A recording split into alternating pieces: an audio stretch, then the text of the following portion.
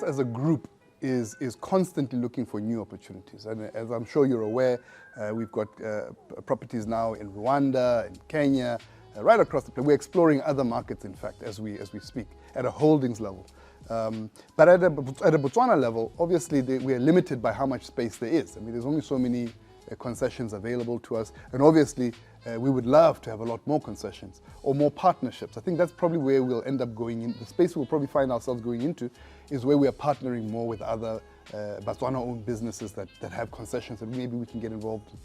we find, and I think that might be the most sustainable method going forward. But that said, you know, there's value chain, and you know, we hear a lot of it coming from government these days. We're so happy to hear it, because long have we said it, that there's so much more than just the lodges. There's the stuff that supplies the lodges, the farmer, there's the taxi driver taking someone from the hotel to the airport, there's the local shops, the hairdressers, the spas. There's so much more that comes to Botswana and to Botswana if we all just took the effort to get in there. And I think it's exciting days because a lot more people are pushing into these spaces. You see a lot more. I mean, I was looking the other day at a show similar to the kind of show you're putting together, where it's a travel show and they're going to camps. What a wonderful thing. I mean, these camps have been with us for 40 years. Why are we only waking up to it now? It's an exciting time.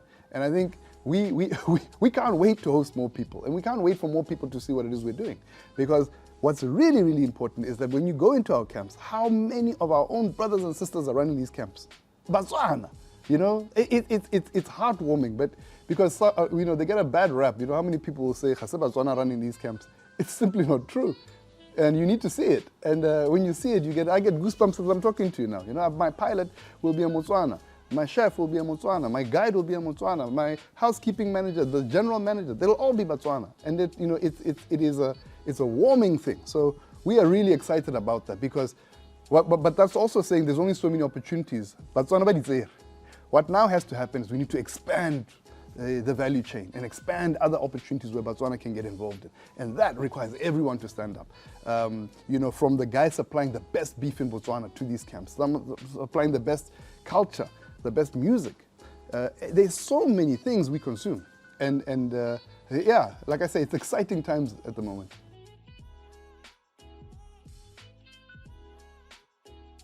The truth is, there is no wilderness without the wilderness, but not just the wilderness. There's no wilderness without the communities. We are custodians. We do not own these lands. They're owned by Botswana. They're owned by the communities of which we operate within.